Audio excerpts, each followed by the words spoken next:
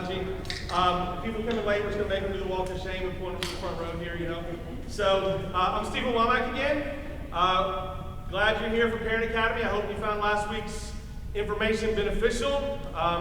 You're welcome to contact me with questions if you have anything after tonight. So tonight we'll talk about high-stakes testing. So remember, our goal is to explore challenges and opportunities your family will face as your kids make these next decisions, right? So it's really, what kind of conversations do we need to be having to direct them?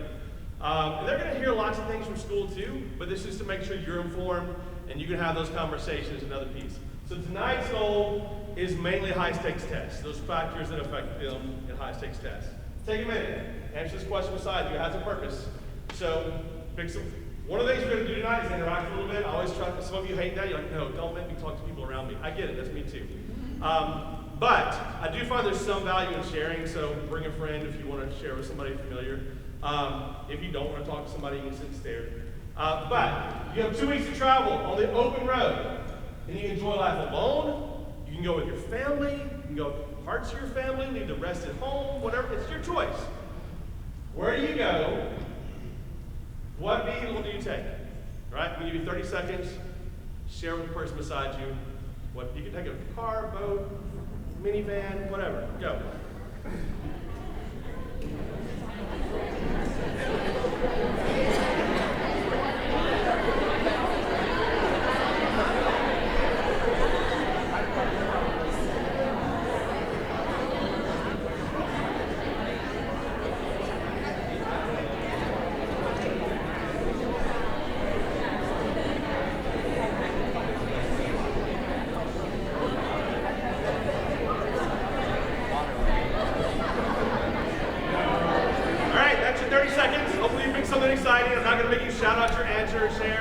I'm not going to make you come to the front and share your answers. Some of you might like that, right?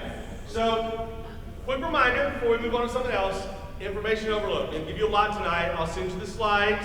So you'll have the slides after this. I'll send them to you tomorrow. So everything I have here, you can feel free to write down anything that really strikes you as I want to remember that. But I'm also going to give you the slides so you have those slides tomorrow. They'll be a PDF, right? So you don't have to remember everything you hear. I'll put some things on here like I did last week that I'm not going to dwell on, but I want you to have access to it so that when you're looking at the slides, you're looking with your kid, you can be like, oh yeah, I remember that, I need to click on it. Some of the things are hyperlinked, and I'll try to show you tonight, so you'll have those resources and know what to do, okay? I will take some pauses for you to discuss with people around you. We did do a fabulous activity of a 10-minute practice test tonight. I know you're so excited. So anyway. All right, I want to take a minute and also thank your Brentwood High School counselors. I'm partnering with them on this. The counselors here are a wealth of resource and knowledge. So for everything I share with you, they know as well. Again, I work with all the schools in the district for college and career readiness. It's a lot, and middle schools and high schools, and a little bit of elementary schools sometimes, but mostly my task are high schools, dipping into middle schools. But your counselors here are amazing. If you have any questions that I might not be able to get to, ask your counselors. Encourage your kid to go have these conversations. Too often our students see counselors here as like the person who fixes their schedule, but they're really the person who can help them work through college admissions, work through the processes they need. And the counselors here know what they're doing, and they're more than happy to help. So I just want to give them a shout out. All right, working with kids is working with identities and personalities. So y'all remember Ferris Bueller, right? We're all about the same generation.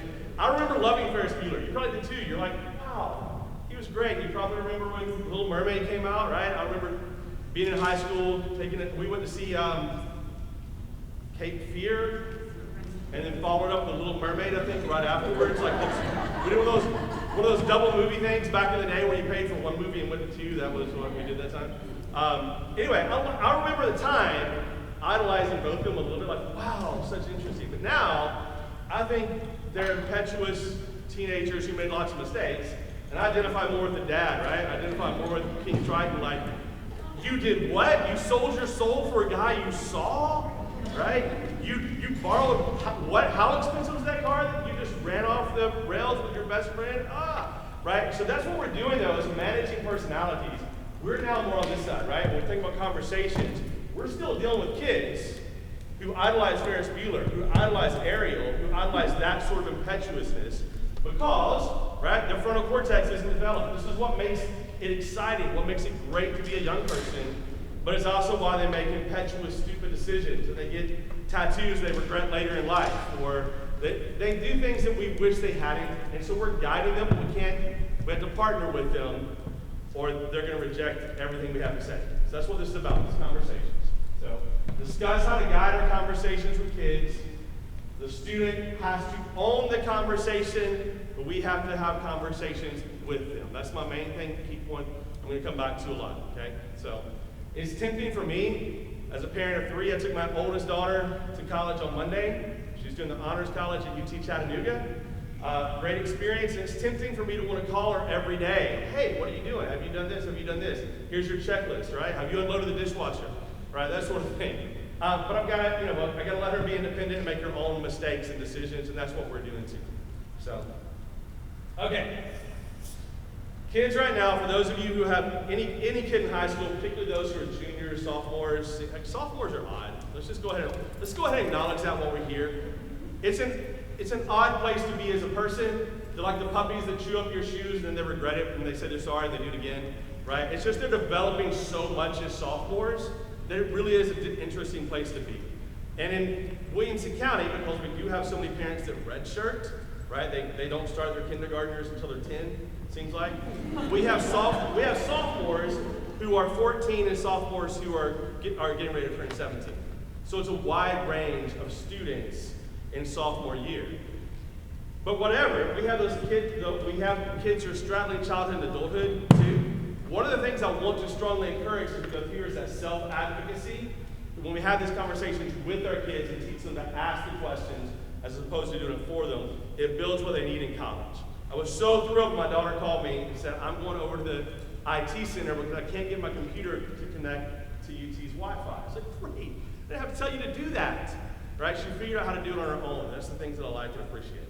So think about how you will use what we learned at these workshops with your students. That's the goal, with. All right.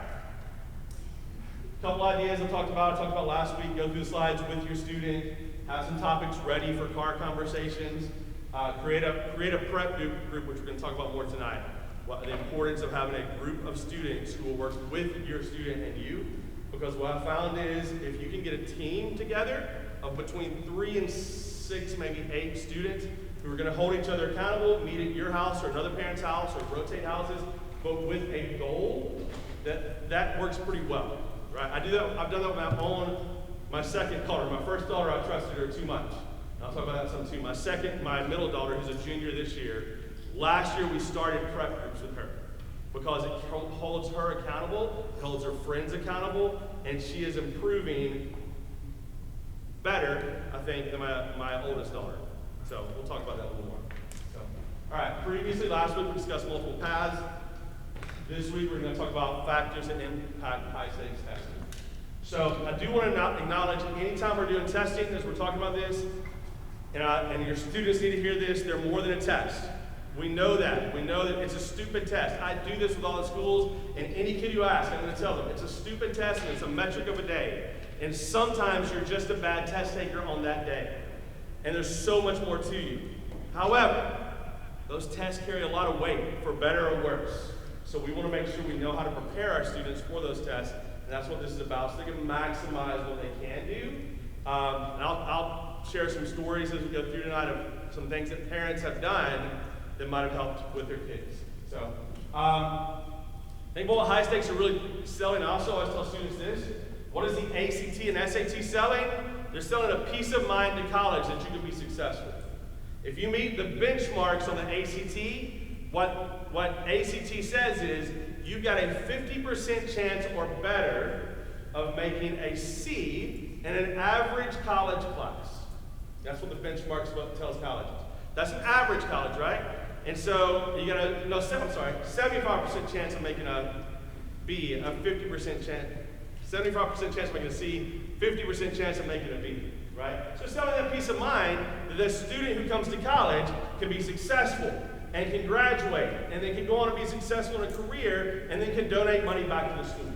That's what colleges are really buying when they're doing this.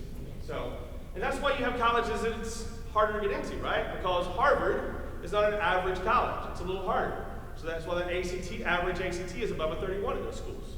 So we'll talk a little bit about that tonight too. All right, BHS, Brentwood High School.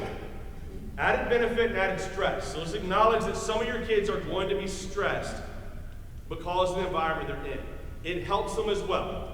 It is a beautiful place to be. You're the #1 non-magnet school in the state of Tennessee, right? So the only one, there's 3 schools above you. Every one of those is an application process. 2 of them, I think, you have to have a 26 as a freshman to get in, right, on the ACT. So average composite of the students who just graduated was a 27.1. That's pretty good, right? That's high. You can look across the board and see where it is. 75th percentile is a 30. That means a fourth of the kids are making at least a 30. 25th percentile is 22. That means a fourth of the kids are just making a 22, right? And then 50 percentile is 26. Your 25 percentile is 2 points above the average in Tennessee, right? So it's a really good school. 37 students who are currently students are already in the 99th percentile, meaning they've made a 35 or 36.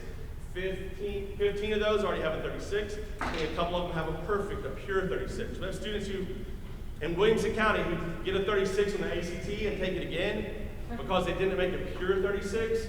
That's not going to help them in college at all. But they want to do it, right? It's competitive. Usually they have a sibling, and they want to beat their sibling. That's what usually comes down to. That happens a lot. 2,468 AP tests were taken last year at Brentwood, and 73% of them had a 3 or better, which is usually what you need for most schools. A 3 or 4 gets you credit at some schools, at most schools. National merit last year, 24. Probable national merit this year, we'll have 31. Those are great stats. So, take a minute. You don't have to share it if you want. I'll give you 15, 20 seconds to talk about this or talk about something else if you want. Do these numbers empower your kid, or do they fill your kid with anxiety? Because there's both here at Brentwood, because of the scores. Take 15 seconds to talk about something this if you want. Go.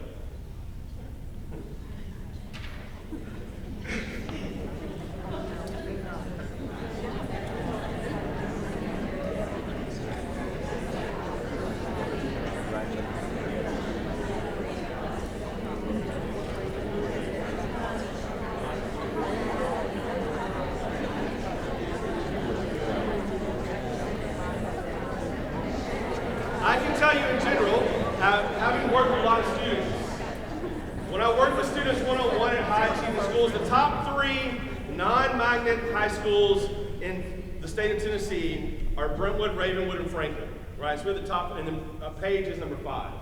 Can't remember who number 4 is. When we're working with high achieving students, if your kid does not have that 26 already, they feel the pressure of the people around them. You need to know that. When I make ACT activities for students, I try to make videos to go with them, because the kid sitting there who doesn't understand how to do a system of equations on a math doesn't want to tell the person beside them they don't understand that, because they learned that in middle school, so they can watch the video. I worked with a student one year. I started doing this because I had a student who, I wasn't a teacher who wanted to send kids didn't get in trouble in my class, right? I just had relationships that didn't. But she would come in, see what we're doing, and go, hey, I'm going to get on my phone and act up for a minute. Can you send me in the hallway? And I was like, sure. And what she wanted to do was to go in the hallway to watch the video so she could save face so her friends didn't know she didn't understand, right? Some of your kids face those same issues, right? And that's just the reality of where you are, right? So you're a great place, great students, but it creates anxiety in some of your kids, and I recognize that. I'm sure you recognize that as well. So if you're the other end, you have a kid who's all in, like, got a 35, yes. Encourage that kid to help doesn't need the help. Right? That's one of the things we should do more of here too. So, okay, moving on. We're going to talk about knowledge that's needed for testing. We're going to talk about approach and timing. We're going to talk about the self. Where parents come in a lot, it's going to be self. I'll come back to this. That's going to be one of the things I mainly hit on. So, one of the reasons I asked this question is when I'm working with students, I want them to understand their testing personality. Okay, so some of you might have chosen whatever. I probably would have chosen the giant camper van just travel around maybe by myself. I'd like to travel with myself and my dog and then pick people up every now and then. That would be awesome. Not strangers. Or bicycle. I love bicycle. So, all right. As parents, we have to understand the vehicle our students are in. I use this metaphor with kids. Understanding the vehicle, understanding the path. I created a little questionnaire. You're welcome to use this with your kids. I use it with groups of students I'm working with, where I have them go through and do a checklist. Check all the ones. It's kind of a little personality test I've adapted from different things to talk about testing personalities.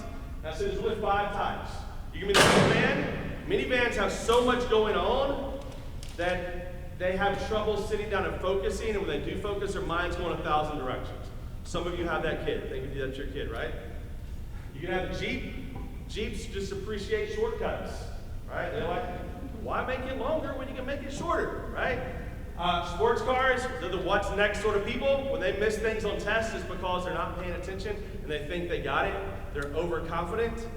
We have the bicycles, they're hard workers on standardized tests. They don't want to leave a question unanswered. The goal of standardized testing is to maximize correct answers, not to finish the test. Bicycles forget that. They don't want to leave a question until they get it right. I wish we could test every standardized test twice. Once timed and once untimed, and we took the average. I think that would be fair. I think that'd be awesome. But we don't. We put the stress of time on students because they say that mimics the stresses they're going to have in college and in life. I don't know that I agree with that, but that's what the research, that's what they say. That's what they say. And then we have the VW bugs or VW vans that if they don't see the value in it, they're not going to put their best effort into it, right? Or they get distracted by something else that's going on, right? The beautiful sky that's outside the window, so they're distracted. Feel free to use this. And I'll give impacts on testing, impacts on group work, how they might approach risk. I didn't create this. I modified this from lots of different tests, so I kind of created it. And I talk about upgrades that you have to go through. When I'm talking about national merit, I used to bring students on stage with me when I'm talking to groups of kids about why they should care about national merit. And I want to bring kids who were these types of vehicles. I used to bring the sports car kid up because I knew him well. He's successful. He's graduating college. He was everything I thought he would be. But he missed national merit about 2 questions because he didn't study at all. Because he said, I got this. Because as a sophomore, he did. His score was high enough as a sophomore to qualify to be a national merit scholar. Yet, sophomores are awkward. We talked about this, right? And you change a little bit. And so he didn't study. He didn't get national merit. So we brought him up on stage to talk about it. Like, yeah, I was an idiot. I thought I had it. I'm a what's next sort of guy. I don't have time to study. I brought the shortcut guy up there, the one who missed the national merit because he finished his math test with 5 minutes to spare, but he missed a question where he switched the positives and negatives. That's an elementary school skill, and he missed national merit, right? You need to understand your kids' personalities to understand a little bit about what's going to help and hinder them in testing, right? So it's not a one size. I wish there was one size fits all. This would make this a whole lot easier, but there's not. So, okay, we're going to skip that. High stakes tests in high school. We have the ACT, SAT, PSAT, and AP tests. Those are the ones I think are really the 4 that are the highest stakes tests that we worry about, okay? PSAT, little side trip. PSAT's coming up. Be signing up for it, be listening for that. I honestly think Brentwood High School should have 50 national merit scholars if you play the cards right. You have that many good kids here, strong kids. Because we do national merit prep. Brentwood is going to be offering some Saturday workshops in September, so be listening for that as well. If you have a student who's a decently high achiever, I would make sure to get signed up for those workshops. I always say at least 75, 80th percentile is a good student to have in those groups. Make sure you're getting in those groups. Make sure and that's just a natural study group. Just watch for that. National merit's amazing. There's some opportunities in it. I'll share some of those opportunities about what it means to get national merit towards the end of tonight. Okay? Just want to point that out. All right, we're going to talk about CATS 6 tonight. So CATS is knowledge. This helps you remember. Knowledge, approach, timing, and self. Right? There's 6 things that are involved in self. So this is where parents come in. Most of what we're going to do when we talk about it is going to revolve around ACT. So just know what I'm coming back to. This is what I'm coming back to because that's what our state test is. Even though I predict we'll be switching to, well, a lot of kids who switch to SAT, starting this year's freshman because the test is changing. Those of you who have kids who are taking the PSAT, they're going to take it this year and go, why am I going to take a test on the ACT where I'm in the testing room for 4 hours, where I can take the SAT and I'm in and out of the room in about 2 hours and 20 minutes, right? So we're going to have kids who shift to that test. It's an adaptive test. It's different. I want to wait and see how the scores are, but I think our kids are going to do pretty well on it. It's going to hurt the students who aren't, it's going to hurt our kids who move too quickly, right? It's going to hurt our sports car kids. That's the ones who are going to suffer in the style of testing. But I do think we're going to have a lot of kids who want to shift over to it. If you have questions about that, I'll talk about it. The SAT shifts in the spring, right? So right now, if they took the SAT right now, it's still the old SAT paper version, 4 sections. In the spring, it's 2 sections and they're adaptive. So we can talk about what that looks like later. So, okay. I want you to remember the goal is not to finish but maximize correct answers. We're going to do a practice test. My lovely teacher assistants are going to hand out tests to everyone. So if we'll give everyone a test. We're going to take about 10 minutes in a moment. You can work together on this if you want. Right? I want you to experience, in order to talk about testing, we really need to see some of what your kids are going to experience. You can work together, you can work alone, you can give up and check your email. But I would like you to at least see it. So I want you to look. English has 75 questions in 45 minutes. I'm asking you to do 4 questions, and if you're doing the timing on the SAT, that would be 2 minutes and 25 seconds. Math is 60 questions, 60 minutes. That will be 4 questions in 4 minutes. Reading is 40 questions in 35 minutes. That's 3 questions in 37. Science, I want you to do 4 questions. I'm giving you less time than those. That doesn't add up to 10 minutes, right? Because I want you to feel the stress of time. Odds are you're not going to finish, and odds are you're going to be frustrated with some of these. Feel free to work together. When we're done, I'm going to show you the correct answers. I'm not going to dwell on them and argue with why your answer is correct, because it's not if you get it wrong, right? But I will, when you get the slides, you can see the work that proves why it's right. Okay? Are you ready? You can use your phone as a calculator for the math. Mark said that. Feel free to work together and talk about your answers.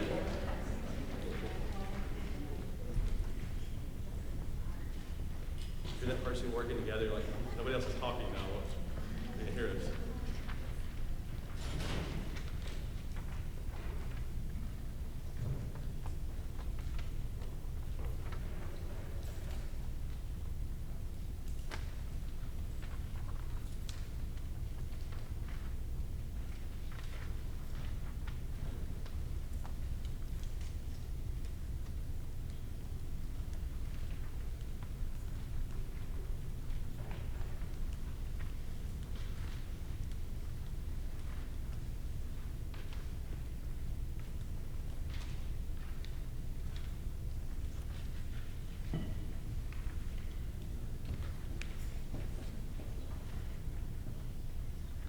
We're going to give scholarships at the end of the night if you do really well.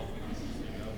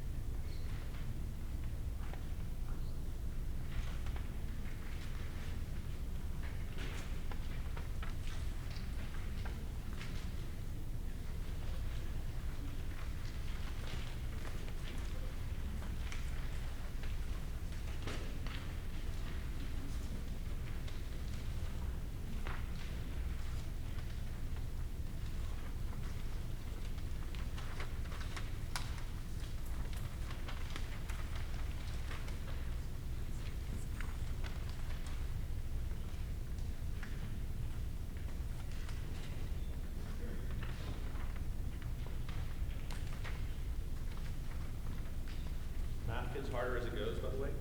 First questions, that's how it's set up. First question's easier than the second question. So math gets gradually harder as it goes. That's the only section that does that.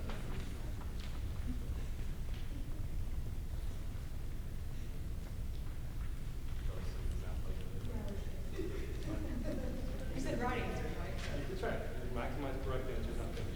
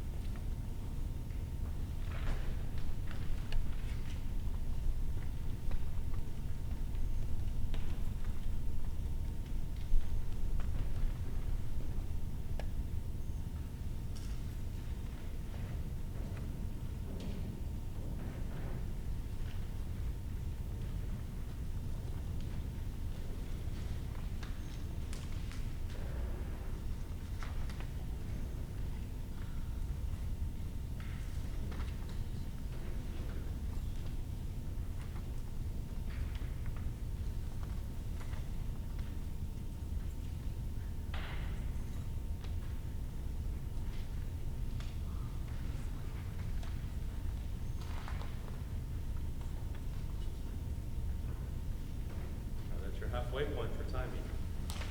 Feel free to talk, share answers if you want. Tell the person beside you why they're wrong if you want to.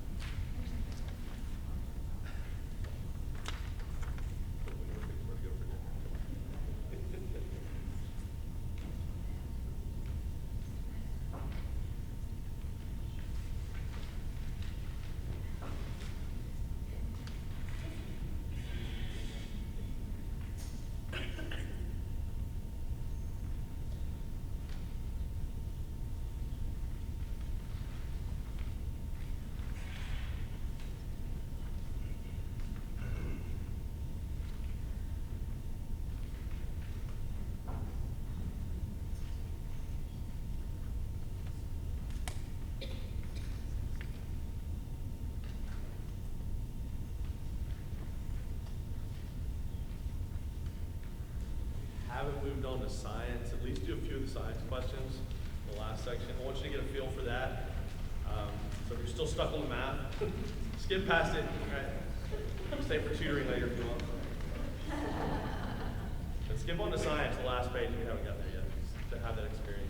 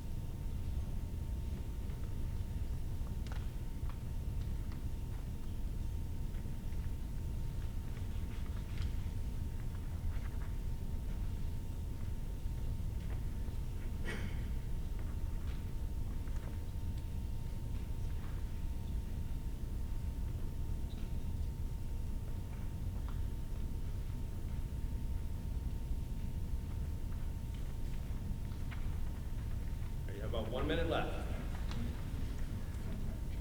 Time in my watch time, by the way.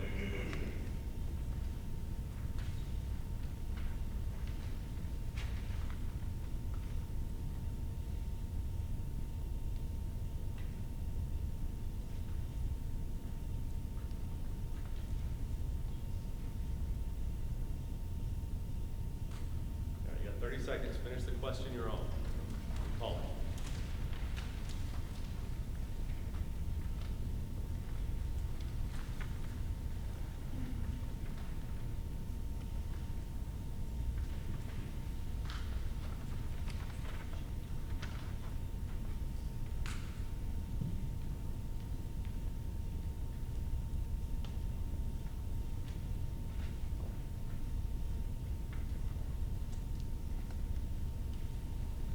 Five, 4, 3, 2, 1. All right. We're going to talk about this in a second. I'm going to share the answers with you because some of you need to hear the answers because that's your personality. We are not going to dwell on them. You can look more in depth when you get the slides.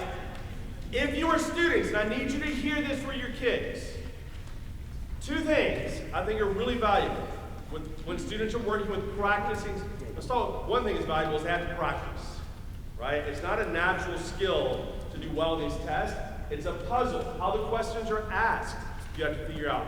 SAT is even a trickier puzzle for some of the questions than ACT.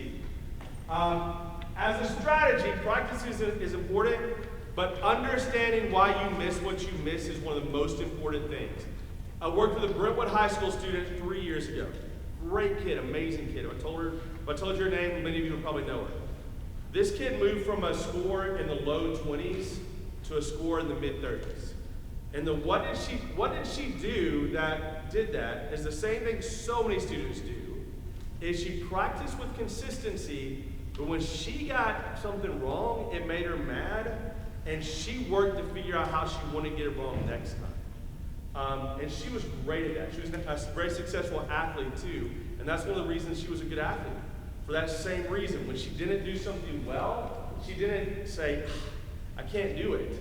She got in the gym and worked harder and figured out why. I would not say she's the smartest kid I've ever worked with, but she was one of the hardest working kids I've worked with. And if you push hard work with your kids to understand why they missed something, they're gonna get better.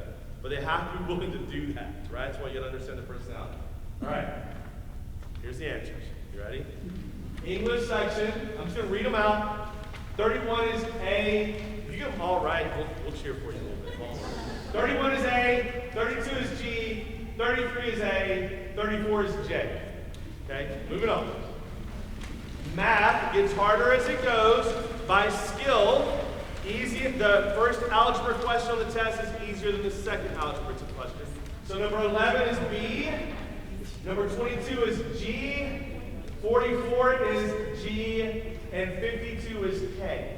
Okay? 44 is the one that really throws students off, by the way, on this particular test. If you go to the one that most often miss, if I gave these 4 questions, 44 is the one that it's a lot of words, and it's a little bit to think about, throws them off. Okay? 52 is a puzzle. Once they know how to do the puzzle, I'm like, oh, I'll get that one again, because ACT is predictable. Once they understand that, oh, I'm going to see that sort of question again, it's a gimme question if they practice, right? Some of you are like, I have no idea how to approach it, but now you would if you saw it again. So that's what your students need to understand. All right, reading, 1 is D, 2 is F, 3 is C. And then last is science. I said try to do 3. I'll tell you all the answers though. 15 is B, 16 is G, 17 is A, 18 H, 19 B, and 20 is J. Okay, anybody get them all right? Did anybody get all the ones right that you tried? Only tried 2 of them, but I got it. Okay, I do want you to take just a second and talk to the people around you. Just for this is important. What was the most difficult part for you? Was it the knowledge, like you didn't remember the slope-intercept form of the line? Was it the puzzle? What is it asking me to do? Was it how much time you had? Was it your ability to focus in a group that you haven't had to do testing in forever? And it's bringing back that anxiety from high school, and oh my gosh, I wish I'd stayed home. Is it that, right? And then I want you to think what's more important, and you don't have to have this conversation, you talk about you if you want. Knowing your kid better than anyone knows them, what do you think would be most challenging for them, right? I do want you to take about a minute and a half to discuss this with people around you. Go.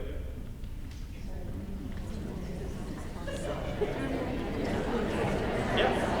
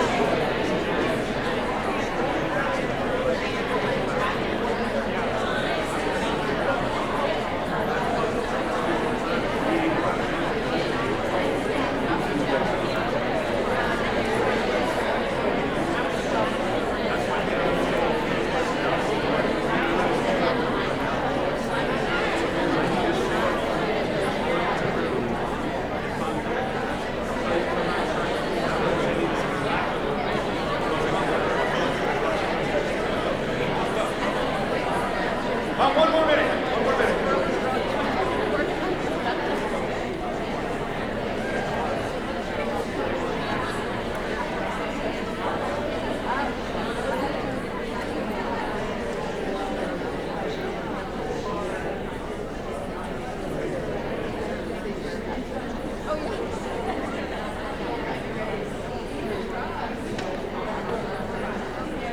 All right. Hopefully, I know this takes time for us to do, and your time is valuable. But what I find is if I don't make parents do this, sometimes you don't ever do it. You're not going to sit down and do it. You're not going to sit down and do time. You're great about telling your kids to go do it, but not many of you want to sit down and do it and see what it feels like. And it is different. You need to experience this. Another thing I want to encourage you as parents to do is every now and then do a test with your kids and have them teach you, right? I don't know how to do the slope intercept formula line. Can you show me that? It's okay for you to be vulnerable with them, and sometimes we don't always feel that. Some of your teachers here don't feel that. Some teachers have testing trauma too, right? And in classrooms, they don't want to feel like they don't know how to do it. I think some of the best teachers are the ones who go, I have no idea. Let's figure it out together. But you as parents can do that, right? So, okay, we're going to shift gears for a minute. We're going to come back to what this test looks like and feels like. I want to talk about, as we're talking about this, and as you're thinking about it now, some of you are like, man, our kids can struggle, right? So let's talk about what some of the terminology means. Pandemic pushed a lot of this in different ways. So we have 4 things we want to talk about. Test blind means that if your student is applying to a school that's test blind, a lot of these schools are in California right now. One that comes readily to mind is Caltech. It's a test blind school, which means they will not look at your test if you send it. They're like, nope, sorry, I don't want to see your score. We're going to look at other stuff. That's a test blind school. A lot of schools have committed to being test blind up through 2024 because they recognize education was affected for these kids in the pandemic, right? They haven't had a chance to get back in line. Test optional for some means if they meet the minimum GPA, they don't have to submit a score to that school.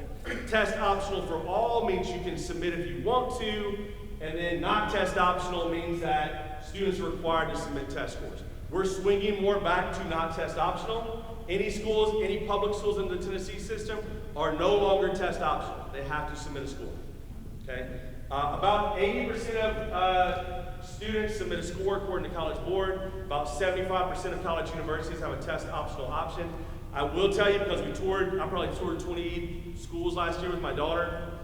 Those who were test optional are not, their standards for getting in, you had to have a higher GPA, you had to have a better recommendation, you had to have higher standards for everything else, right? If you met their minimum ACT score or SAT score, you got to be a little worse student in other areas, so it's harder. And not many schools are test optional for scholarships.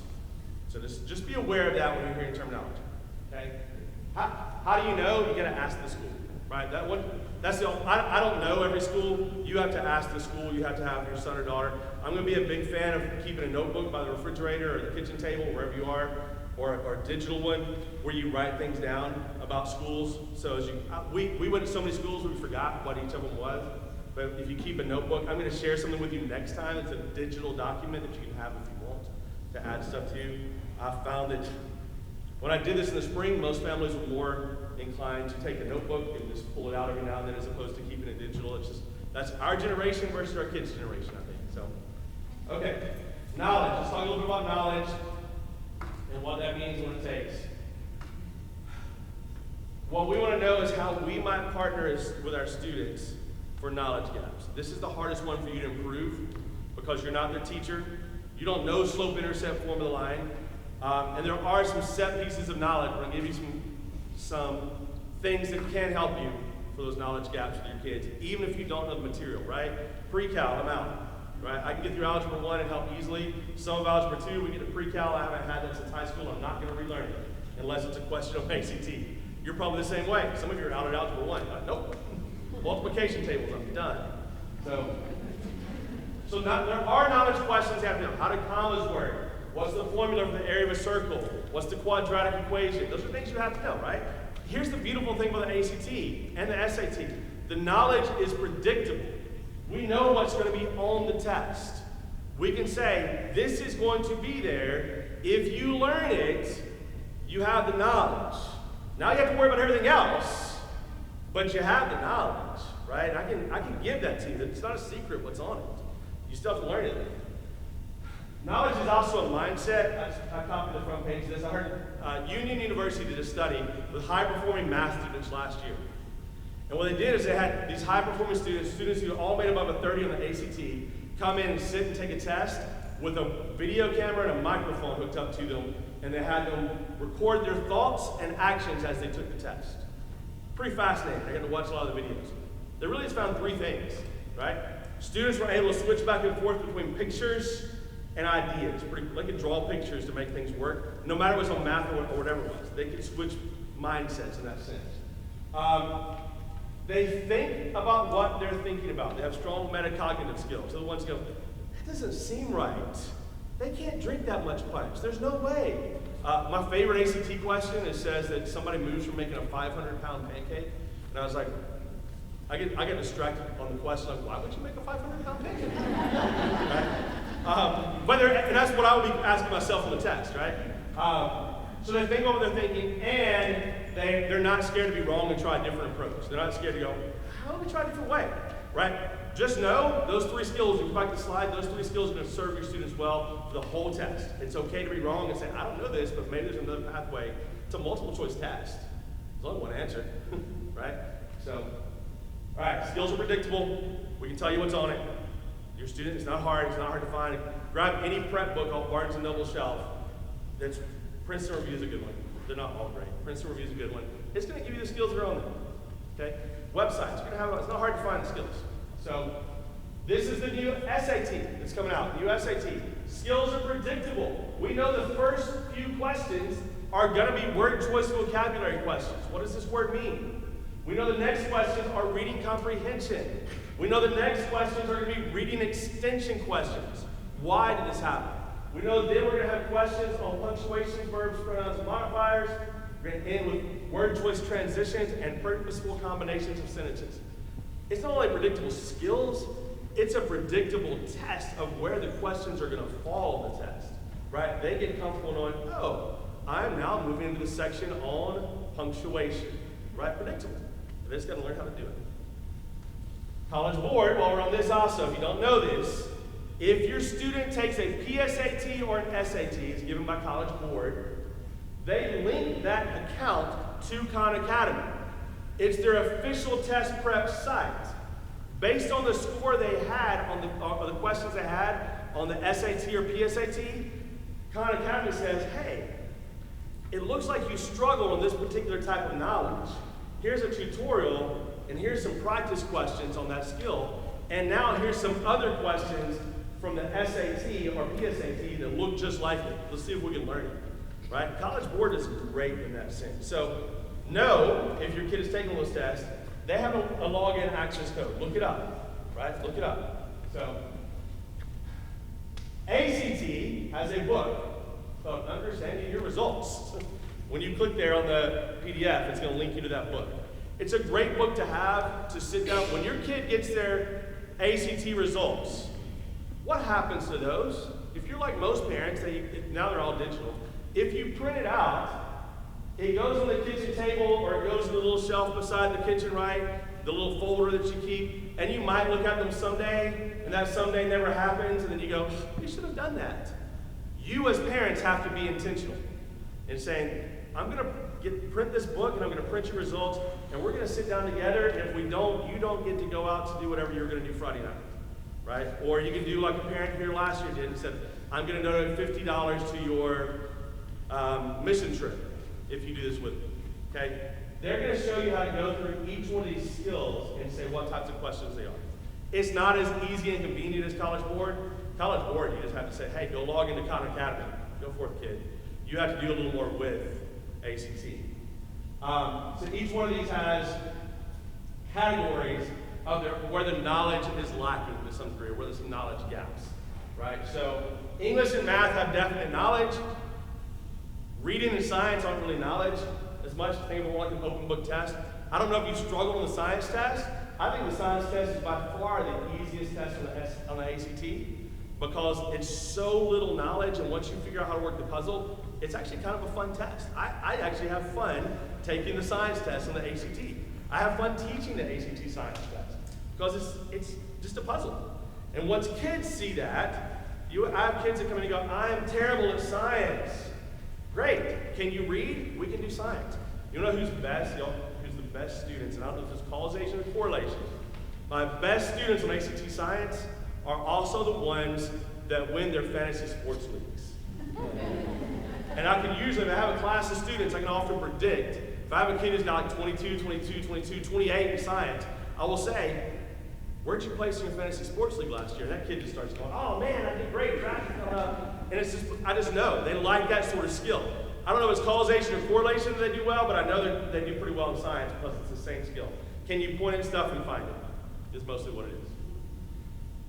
Okay, so math is going to give you a specific focus. I would know this student needs to focus on stats and probability. Stats is statistical measurement, mean, median, range, and then probability is, the probability, what's the probability of something happening, right? So I can say that's where you need focus. You can do that too if you pull the book down. It's a great opportunity just to make those connections and learn, especially if you have other kids coming after this kid, right?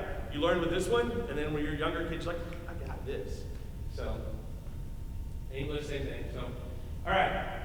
ACT, another thing you need 100% make sure you're doing. ACT has what's called the TIR, Test Information Release. It used to be called the Test Information Record. They've changed it. It throws me off. What that means is ACT is not as good as College Board gives you everything. College Board's when you took a test, here you go, link to Khan Academy. ACT releases 3 tests a year, September, April, and June. If you take that test, then you can get a copy of your book and a copy of your answers back. So I'm a huge fan of making sure kids take those when they can. It's probably too late to sign up for the September test. You might pay a late fee if there's any sites available, but it's more than likely there's not any sites available. And if there are, it's going to be an hour away from here. So, but you can try it if you wanted to. It's a good test to take. I like in the TIR. One of the things we do, we don't have this link up here. For every single TIR that is given, I work out the test and do slides and video explanations for every question on that test. If your kid took the test in June and you got their TIR back, every question is worked out on that. I didn't work all those out. I have a group of teachers who are working with me too. But there are slides and videos. If they miss question 44 on math and they go, I don't know why I missed this question. Watch the video. Drake Jackson explains the math in this one. He's a teacher at Summit High School. Hands down amazing math teacher. So it has the website up there. It has other practice tests as well, right? So this site is a Williamson County site. You have to have your students log in to get it. How do you get your students log in? If you go to Skyward, if you have Skyward in your pocket, want to see it, you pull it out, go to the top right-hand corner and click on Student, It's going to give you their username and password so you can find all their information if you want to. Okay, so, all right. Brentwood High School has the Princeton Review. Not every school has that, but every school gets ACT money. One of the things that Brentwood High School decides to do is purchase Princeton Review access, digital access for your students. If you don't know they have that, you need to ask your kid about it. I think they don't get it until their junior year. I don't know for sure. Junior year? You're right. Junior year? Okay, so sophomores and freshmen will have it. Hands down, I think as test prep companies go, and I don't get a kickback from Princeton Review. I think they're the best because they directly plagiarize ACT. There are other companies that don't, but you'll read a question on ACT that I've done enough of these, it'll say like, there were 12 marbles and red marbles in a jar, and then you read a Princeton Review test, it says there's 11 black marbles in a jar. You're like, wait. Right, so they don't change a whole lot, which means it's a pretty legit test. So I like Princeton Review for that matter. Have your kids use it. It's a great metric, it's a great practice item, and it's something you can be hands off with. So, okay. All these work together. Knowledge, approach, timing. Another thing you can do, and I brought this lovely watch with me today. This is called the Top Score watch. You can get different ones. If you go to Amazon and type in testing watch, for the student, timing is an important part, right? You can buy, this was about a $20 watch on Amazon. It's terribly ugly. It doesn't even keep time, I don't think.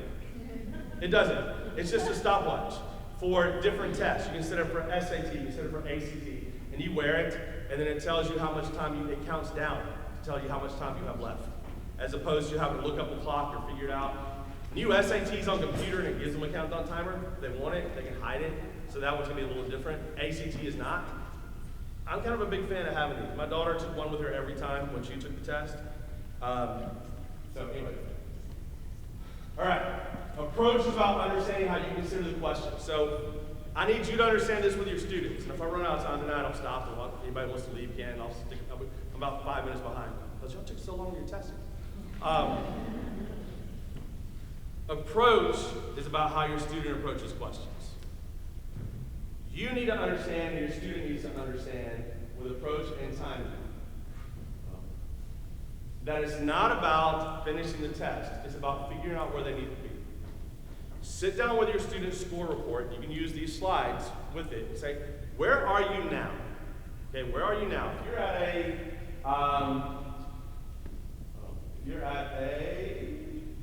21 in math. You got 29 questions correct, right? To move up, right? The goal for the next test is to improve by 5 questions to get at least a 23. That becomes manageable to a student, right? Oh, I just got to figure out how to get 5 more right. There's 60 questions on the test. If I can correctly answer 30 questions and guess the same letter on the other 30 questions, I moved up by 3 points. See how magic that works? And that, once your students understand that, it helps. Sometimes they're told it by teachers, sometimes they're not.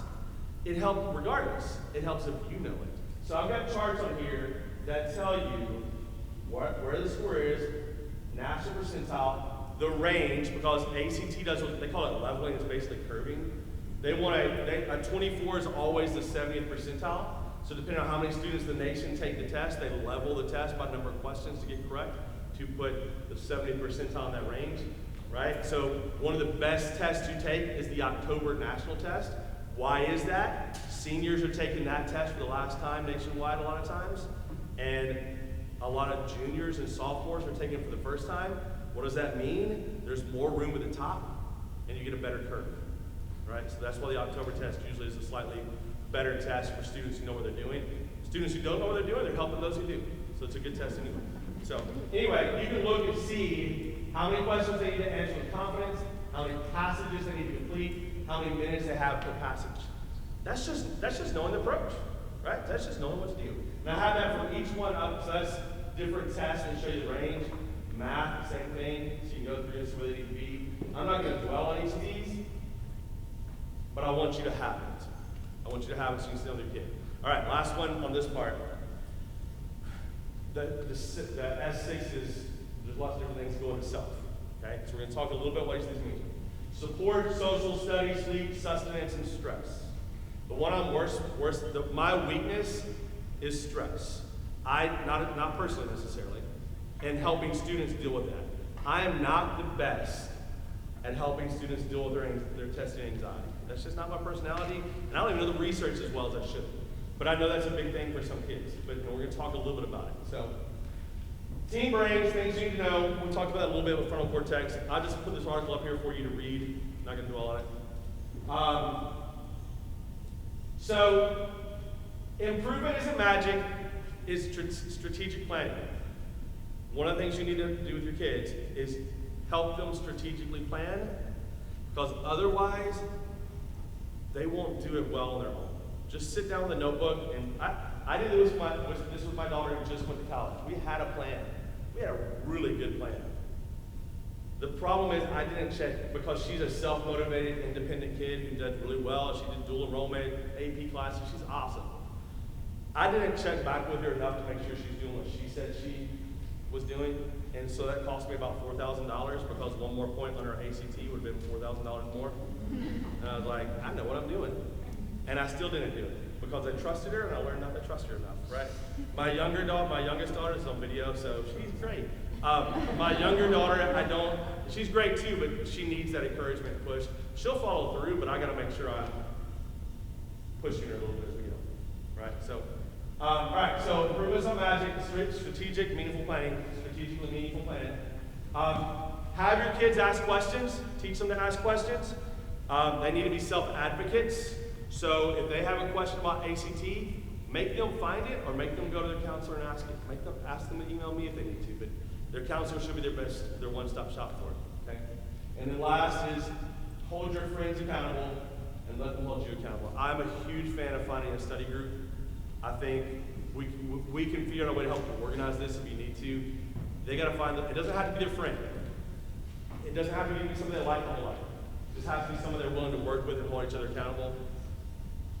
My best advice to parents is force your kid to find that group and then give them a spot to meet and provide them food, right? If you do that, and set some goals, right? They're gonna come through. I met with a group of girls in the spring, and this group of girls met every Wednesday night, and they went and got something to eat. They came and worked together. I helped them out a little bit, and then they stuck around and worked some more. It's just a Wednesday night thing. All their scores went up, right? They didn't all go up as much as they wanted to, no, because some of them worked harder than others. But they held each other strategically accountable. And I think having a group is important. So, all right, I got 2 minutes, and I'm gonna pause. Everybody wants to get up and leave, and I've got like 5 more minutes, so y'all want to say or leave. Actually, you know what? If you just need to get up and go, just get up and go. We're not gonna. You'll finish it on video if you need to. So I'm sorry I went over a little bit. This one sounds, on testing days and on, all testing to some degree has to be independent. Sorry, my daughter. It's my 13-year-old daughter, that's a whole different story, right? All testing to some degree has to be independent, but you need to help your kid figure out when do they need to work together and when do they need to work alone. Don't trust them. I mean, because they know what they're doing, but you've got to have that conversation with them of what students should be in their group, when's the best time for you to practice, should you get up on Saturday mornings at 8 o'clock and do this because that's when you take the test, or should you let them do it at Friday night at 10 o'clock because that's when their brain's alive. I mean, it's all different, right? So, all right. Sustenance is important. Sustenance, I always tell students that when you're eating for testing, it's not what you have the day of, it's what you have the whole week before, right? If you have a kid who just eats pizza all week, it's going to affect them academically. You know that. I don't have to tell you that. We need a nutritionist. Somebody here is probably a dietitian who can tell us that. But be mindful of that with your kids on those important testing weeks, those high-stakes testing weeks, about what they're eating, when they're eating. I have a test day plan that's on that website, and that test day plan has them plan their meals for the few days before. Right? Well, they eat the day out. Well, they're going to take a snack. Take a snack. Just a snack on testing day. So it's super important. Supposedly, by research on the ACT, you burn more calories taking the ACT than the average offensive lineman burns in a football game. Because what's the average offensive lineman do? All right, push for a minute. I'm going to stand around for 5 minutes, right? they don't do as much sometimes, but you're burning the calories academically if you're doing your best. That's what ACT says. I haven't done the research on that. All right, I linked 2 studies for about the importance of nutrition, so you read it with your kid. Sleep, okay, I love this stat. You can do these studies. Sleep measures account for a 25% variance. If they're getting enough sleep versus not getting enough sleep, their score has a 25% difference. That's huge. That's $4,000 huge for me, right? And I don't think that's why she didn't. She scored really well. I still just hear that one more point, right? And so, but that's huge, right? If they didn't sleep, that's it. Quick story. I had a student years ago who kept getting 22 every time, 22, 22, 22. And I think he took the test 6 times, 22 every time. His mom and I talked, and she came up with this idea. She did it on her own. She signed him up for the ACT. Didn't tell him, woke him up the morning of, and said, hey, you're going to take the ACT. He's like, what? I'm done. I'm not taking it again. I was like, yeah, you are, go. She knew he had anxiety, right? He get himself all worked up over the whole week. Kid made it 28. Because he knew the stuff. He knew what he was doing. He just didn't have time to fret about it. He got up and he went in, he was relaxed. He's like, take the stupid test. And he did, and he made it 28, right? That was like 6 years ago. That was a brilliant move by that mom because she understood her kid. That's why we got to understand our kids as much as we can.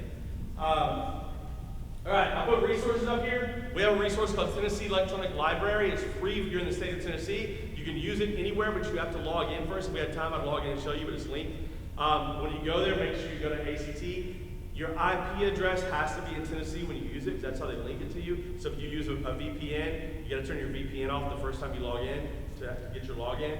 It's a great resource. They have 3 resources for students. They have a whole online course. They have digital books you can go through. I love the digital books. The student can pull it up on their phone, and they're sitting there still doing TikTok. You're like, all right, you can do whatever you want, but you've got to do 10 minutes of ACT. It's on your phone. Go. Right? I'm also a big fan of like small prep. 10 minutes a day is sometimes just as good as 2 hours a week. Right? Sometimes it's better doing it that way. Our WCS site and the ACT site is linked. There's some good stuff on there, but ACT doesn't give you, they want to sell you something always. ACT is trying to sell you everything where College Board gives it to you free. So that's a whole other conversation. Okay, stratifying, taking this work all the time. All right. Individual prep, you've got to find time for your kids to practice. You have a task to figure out when is that going to be. Even if they're freshmen, you need to start a little bit, right? It doesn't have to be over the top, but a little bit, right? Small group prep, again, you find that person who supports others. And then class or guided prep, especially here, you've got the Princeton Review. Ask your teachers what they're doing. Ask your teachers how you can help. Ask your teachers when they're doing prep, okay? All right, a couple more things. Tennessee's not test optional anymore. We can talk about why that is. It's a really interesting reason, but I'm not going to say it on camera. It really is. The lawmaker, Tennessee does some great things, but sometimes the reasons we do stuff is not always, it's interesting. You can look at the scores. A website I haven't put up here if you want to write it down. It's called collegescorecard.gov. It's not on here. I'll put it on another one we have. That's a great site to go to see what are the average SAT, ACT scores for school. It also tells you like the average ratio, male to female. That's a good one to know. If your kid wants to go to UT Knoxville, for example, their current ACT average range is 25 to 31, right? And so in order to really be competitive, they need to be in that range, right? To go to UT Chattanooga, it's lower, right, 21 to 26, but like if you want to do the honors college, my daughter is doing, now moves up to like 27 to 32, right? So it depends on what program you're doing as well. So you got to look at programs as far as the average ones. So you can look through and see these. These are all the Tennessee schools. UT Southern used to be Martin Methodist. It's the newest school now, so it's the smallest. Yearly awards, it's always nice to have this. This was accurate as of the end of last year. I haven't updated it for this coming year, right? With the class of 2024 can start applying now. This is the 2023 rates, not 2024 rates. But you can see where ACT scores plus GPA change. Why Alabama twice up here? Because one's with 3.5 GPA and one's with 3.0 GPA. So you can see how the score affects how much money they get. Ole Miss pretty much gives a point for every Time your score moves up one. At Ole Miss, you can take the test up until July when you enroll 6 weeks later. So, and of course, there's other schools. This is National Merit. National Merit's huge, people. We have a ton of students go to Alabama. Why do they go to Alabama? Because they get a free ride for 5 years. Everything paid for pretty much if they get National Merit. Like, they pay for like parking passes and pizza. Oklahoma is a little bit better, but we don't have a lot of kids that want to go to Oklahoma. I don't know why. But you can see all these, UT doesn't look like they have good National Merit scholarships. They do what's called stacking. Stacking means you get your National Merit scholarship, then you get your ACT scholarship to get it also. It doesn't look as good. They end up getting pretty good money. Vanderbilt doesn't give as much National Merit, right? It's not one of those full ride schools. One of the things Alabama did a few years ago when they started being so successful athletically is they started putting all that extra money they were making on merchandise back into academics and the student experience. Like, yes, athletics is important. We know our purpose, and that's why, and there's actually more students that come to Alabama out of state than in state now because they're trying to attract those high achieving kids to become, their goal is to become the #1 SEC school. They're number 2 or 3 behind Vanderbilt and then Florida and or Alabama, depending on what you're looking at the school. So that's it. Alabama, when I was growing up, was not that Alabama, right? It was like, you can breathe, you went to Alabama. Now it's not. It's not that way at all. So it's huge. We probably have more National Merit kids going to Alabama than the other school. So other ones, though, some of these are free, like Harding University, small Christian school in Arkansas, full ride, everything paid for your National Merit. So that's why I say sign up for the PSAT and sign up for the classes. So, last thing. I think it's the last thing on the slide. One other thing to think about is AP credits and dual enrollment. Those are other high stakes tests. My daughter is going in pretty much as a sophomore. I think she's 1 class away. That saves a lot of money, right? And you get dual enrollment grants. You can take dual enrollment classes for free, basically. If you're going to Columbia State, you go to Vanderbilt, do dual enrollment, it's going to cost you a little more. You can go a lot of Brentwood High School students have gone to Lipscomb or Belmont to do dual enrollment. Those are ways to save money as well. We'll talk about some more, but AP tests, y'all have the most AP tests of anybody in Williamson County. That's another saving money by high stakes test, right? Because you got to at least make it 3. So, this is the scores you have to have at UT. That was easy to get credit on certain classes, right? 3s, 4s, or 5s in some of them, so but it's a high stakes test in that sense. All right, this is up here as your parent to-do list. I'm gonna leave that up there for a minute. I do want to say one more thing because this is coming up in our next meeting, not for a bit. I want to make sure you know your kids know the difference in early action and early decision. Y'all know that? Okay. Early decision is binding. If you only apply to 1, we have every year that's an issue. Early decision might improve their chances slightly. If money isn't an issue for your family and your kid 100% knows they want to go to the University of Awesomeness, they can apply there on early decision, but it's like putting a ring on it, right? And if they decide to break up, it's getting a divorce, and there's monetary penalties if they do that. So early decisions is an interesting factor. Make sure you know what you're doing if they're applying early decision. Early action is not binding, but that's coming up. Those are some other things we're going to talk about, but if you have questions about these, you can stick around and ask any questions about those if you want to. They told me to have them on the slide. So, all right, our next meeting is not until September 7th, because I think there's open house here one night at Brentwood. There's something else going on. So September 7th is our next one. We're going to talk about everything that's not testing. We're going to talk about social media. We're going to talk about GPA. We're going to talk about community service, all the other things that colleges might look at in that time. Okay? All right. If y'all want to stick around and ask questions, do so. If not, have a good night. Sorry I kept you over 10 minutes. It's because you're slow testing.